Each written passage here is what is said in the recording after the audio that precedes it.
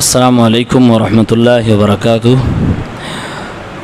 نحمده ونصلی علی رسولہ الکریم اما بعد قال رسول اللہ صلی اللہ علیہ وسلم لا يدخل الجنة من كان في قلبه مثقال ذرة من كبر فقال رجل إن الرجل يحب أن يكون ثوبه حسنا ونعله حسنا فقال رسول اللہ صلی اللہ علیہ وسلم ان اللہ جمیل یحب الجمال الکبر بطر الحق وغمت الناس رواہ مسلم فی کتاب الایمان۔ حدیث نمبر 91۔ عبداللہ ابن مسعود رضی اللہ عنہ روایت کرتے ہیں، کہتے ہیں کہ اللہ کے نبی صلی اللہ علیہ وسلم نے ارشاد فرمایا کہ وہ شخص جنت میں نہیں داخل ہوگا جس کے دل میں ذرہ کے برابر بھی کبر، گھمنڈ، غرور ہوگا۔ ایک روایت میں ہے رائی کے دانے کے برابر کبر، غرور، گھمنڈ ہوگا، وہ جنت میں نہیں داخل ہوگا۔ یہ نصوص وعید میں سے آتا ہے، یعنی یہ قرآن و حدیث کی وہ باتیں ہیں جس میں اللہ تعالیٰ نے بندوں کو ڈرایا ہے، اور کچھ ایسی باتیں بھی قرآن و حدیث میں ہیں جس میں اللہ تعالیٰ نے بندوں سے وعدہ کیا ہے۔ تب دونوں طرح کی جب باتوں کو ملاتے ہیں، نصوص کو ملاتے ہیں، تب معاملہ کھل کے سامنے آتا ہے۔ اگر ڈرانے والی بات آپ صرف لے لیں اور وعدے والی بات چھوڑ دیں گے تو آپ خوارج میں سے ہو جائیں گے، یعنی آپ گمراہ ہو جائیں گے۔ اور اگر وعدے والی بات صرف لے لیں اور یہ وعید والی روایتیں، نصوص چھوڑ دیں تو آپ مرجی ہو جائیں گے، یعنی یہ بھی باطل فرقہ ہے۔ دونوں کو جب ساتھ لیتے ہیں تو اس روایت سے یہ پتہ چلتا ہے کہ گھمنڈ کرنا، کبر کرنا کبیرہ گناہ ہے۔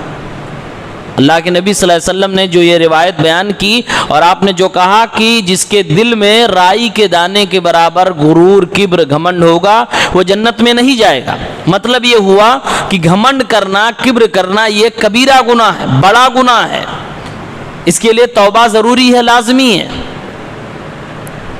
اور حقیقت میں کبر، غرور، گھمنڈ یہ اتنا گھناؤنا گناہ ہے، بڑا گناہ تو ہے لیکن گھناؤنا اتنا ہے کہ خود کے دوست، خود کے جاننے والے ہم سے نفرت کرنے لگتے ہیں۔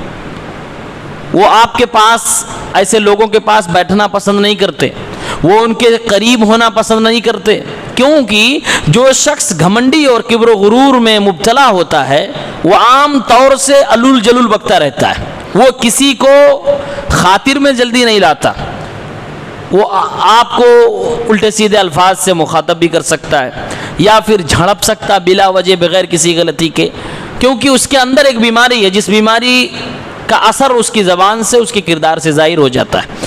تو یہ ایک گھناؤنی بیماری ہے، ایک گھناؤنی جرم ہے اور برا اخلاق ہے۔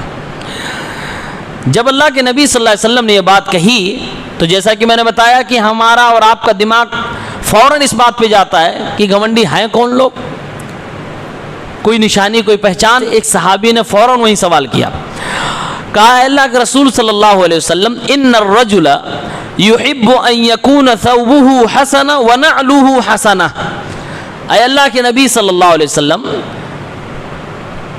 کبر کرنے والا جنت میں نہیں جائے گا، لیکن ہم دیکھتے ہیں کہ انسان کی فطرت ہے، فطرتی طور سے ایک انسان پسند کرتا ہے کہ اس کا کپڑا اچھا رہے، اس کا جوتا چپل اچھا رہے۔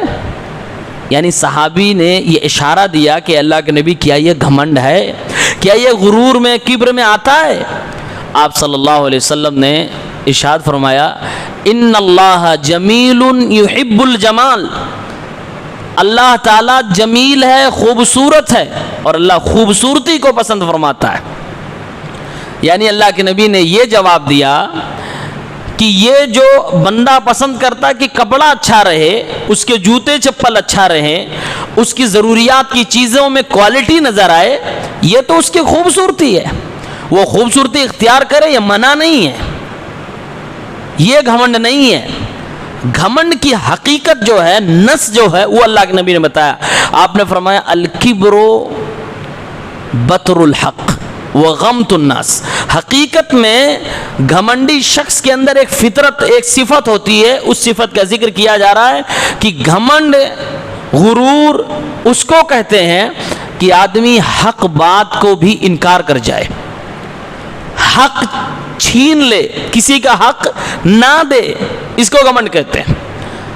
بطر کا مطلب ہوتا ہے دفع الحق و انکارہ ترفعا و تجبرا، مطلب حق کو نکار دینا. کوئی بات ہوتی ہے ہم کہتے ہیں نا دفع ہو، تو اسی کو کوئی حق بات ہو، کسی کا حق ہو، نکار دینا، انکار کر دینا، اپنے آپ کو بڑا سمجھتے ہوئے، زبردستی کرتے ہوئے، جبرن، اسی کو کہتے ہیں گھمنڈ. اور آگے اللہ کے نبی نے ایک دوسری صفت بتائی، وغمت الناس، لوگوں کو حقیر سمجھنا، لوگوں کو کوڑی کے بھاؤ سمجھنا، اپنے آگے کسی کو کچھ نہ سمجھنا، یہ چیز بھی گھمنڈی شخص کی پہچان ہوتی ہے. تو یہ غرور کی نس ہے، سمجھ لیجئے. اگر کسی کے پاس دولت ہے تو یہ ایک شائبہ ہے، ہو سکتا ہے کہ وہ شخص گھمنڈ میں مبتلا ہو جائے، اور یہ مشاہد ہے، لوگوں میں دیکھا جاتا ہے کہ عموماً کسی کے پاس زیادہ مال آ جائے تو وہ گھمنڈ میں مبتلا ہو جاتا ہے. عموماً کسی کے کپڑا اچھا ہے تو اپنے بغل والے کو حقیر سمجھنے لگتا ہے، خود کو بار بار دیکھنے لگتا ہے، دوسرے کو غلط نگاہ سے دیکھنے لگتا ہے. کئی بار لوگ حرکات بھی اس طرح کے کرتے ہیں کہ وہ منہ سے نہیں بولتے، لیکن ان کا غرور ان کے چہرے، ان کے ایکشن اور ری ایکشن سے ظاہر ہوتا رہتا ہے. تو ایک اور حدیث اسے ملا کر ہم پڑھ دیں تو بات واضح ہو جائے گی کہ حقیقت میں مال کیا حقیقت میں گھمنڈ کی مثال یا پہچان بن سکتی ہے؟ نہیں.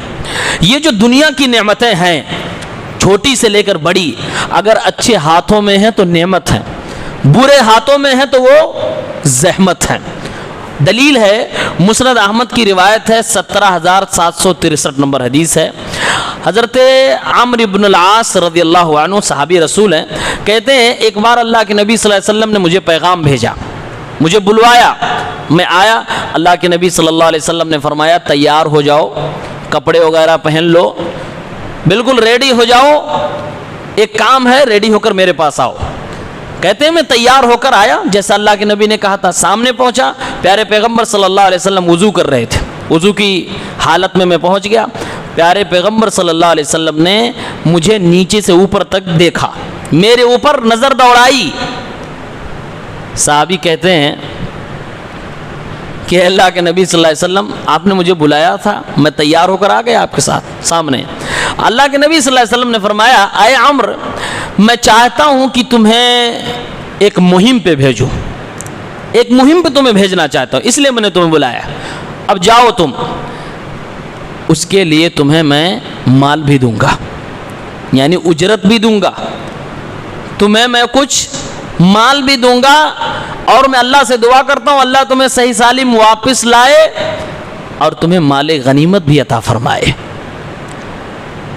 صحابی نے کہا اللہ کے نبی صلی اللہ علیہ وسلم، میں نے اسلام اس لیے نہیں قبول کیا کہ مال مجھے چاہیے، میں تو اسلام کی محبت میں آپ کے ساتھ رہنے کے لیے میں نے اسلام قبول کیا، مجھے مال کی تمنا نہیں ہے. آپ صلی اللہ علیہ وسلم کا جواب سنیں اور یہ مال کے حوالے سے اپنے دماغ میں بات بٹھا لیں. آپ نے فرمایا یا عمرو فنعم المال الصالح للرجل الصالح، اچھا حلال مال اگر نیک ہاتھ میں نیک آدمی کے ساتھ ہے تو کیا ہی اچھی بات ہے، کتنی پیاری بات ہے، کتنی اچھی بات ہے، کتنی اچھی نعمت ہے. یعنی آپ صلی اللہ علیہ وسلم نے تعریف کی ہے اس شخص کی جو خود نیک ہو اور حلال کمائی اس کے پاس موجود ہو، یعنی حلال مال موجود ہو اور وہ خود نیک ہو تو اس کے لیے نعمت ہے، ورنہ اس کے لیے وہ زحمت ہے. اس مال کی تعریف کی جائے گی اس شخص کی نیکی کی وجہ سے اور اس مال کے حلال ہونے کی وجہ سے، اس میں کوئی قباحت نہیں. اور ظاہر سی بات ہے گھمنڈی شخص نیک کہاں ہوتا ہے؟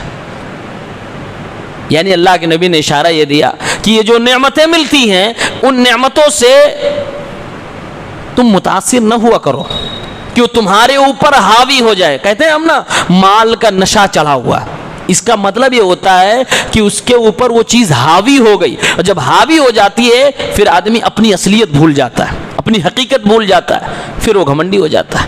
اس لیے ان دنیا کی چیزوں کو اپنے اوپر حاوی نہ ہونے دو، آپ اپنے پاس رکھو کتنا بھی ہو جائے، لیکن اس کی جو اوقات ہے، جو اس کی حیثیت ہے، اس سے اوپر اس کو نہ اٹھاؤ، ورنہ آپ کے اوپر اگر حاوی ہو گئی تو آپ کو بڑے بڑے خطرناک گناہوں میں ملوث کر سکتی ہے۔ یہ تھی ایک حدیث جس کی مختصر شرح آپ کے سامنے رکھی گئی۔ اللہ تعالی ہم سب کو نیک عمل کی توفیق عنایت فرمائے۔ کبر و غرور گھمنڈ جیسے خطرناک گھناؤنے گناہ سے، جرم سے ہم سب کو محفوظ رکھے، آمین یا رب العالمین۔